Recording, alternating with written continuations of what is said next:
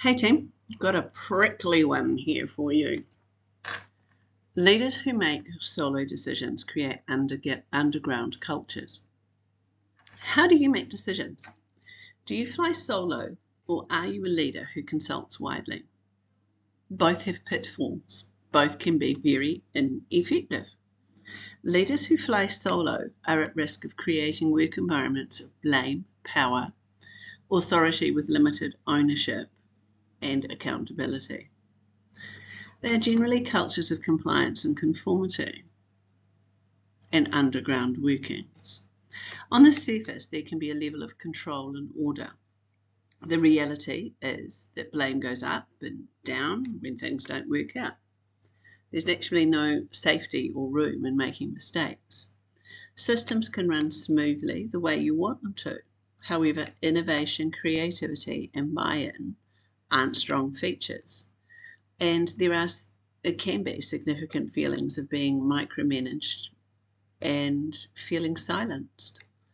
Conversely, if you are overly consultative and let decisions become team decisions at every bend, this can be just as destructive and challenging.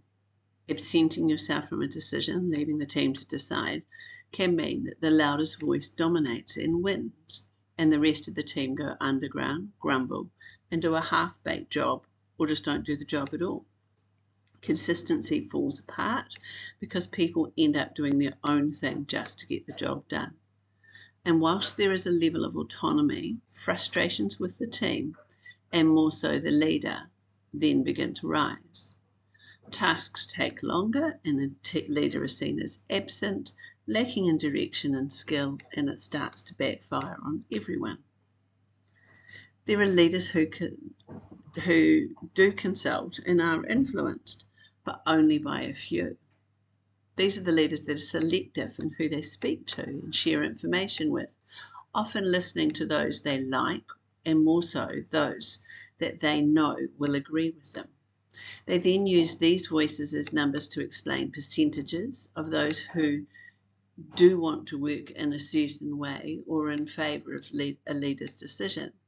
The impact of this is division, those with a voice and those without. This becomes leadership and decision-making through weighting and power. Resistance is created and the underground begins. Coalitions and oppositions emerge. Us against them, exclusive clubs form. Leaders make more than 100 decisions every day. There are decisions that are best made as solo decisions. And there are smaller decisions that teams can be left to make. And there are decisions we make where we consult just a few and taking their counsel. Making decisions in each of these ways works and is effective if we use the right strategy at the right time.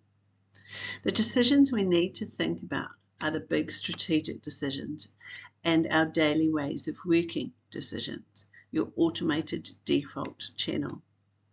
Where it impacts on the team in terms of time, change, or buying in, take the time to strategize your decision-making process. Put the effort into the how of making this decision as well as the what you are deciding. The more the team know why a decision has to be made and the impact of the decision first, then the greater the buy-in, ownership, uptake, and consideration. In these situations, team decisions create commitment, accountability, and results. If making these decisions with the team and not for the team is so positive and impactful, then what stops leaders from making decisions this way?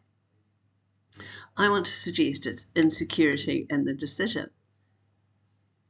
What if the decision isn't the one I want?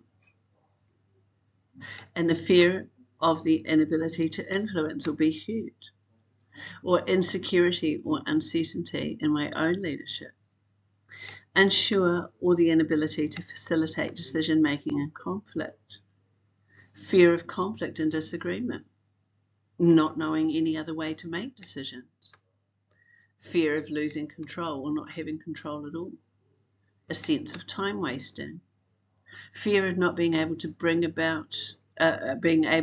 team to make a decision or commitment. Suggest that you read or listen to Rebel Ideas by Matthew Syed. Diversity is about difference in understanding and perspective and hearing everyone's voice. It's not about conformity or having people on the margins and fringes. To lead decision making with diversity at the heart of your team is hard leadership. It is about setting up discussion and decision making norms and processes and holding people accountable to these. Who can talk and when? Do you follow a protocol?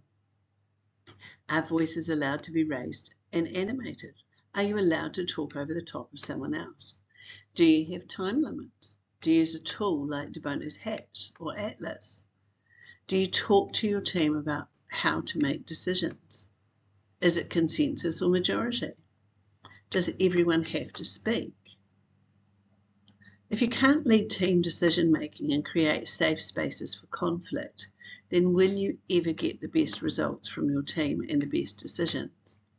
By excluding, it may give you a sense of control. However, solo, hidden decisions simply disenfranchise your team and create silence in underground cultures. Remember, silent teams are dangerous teams.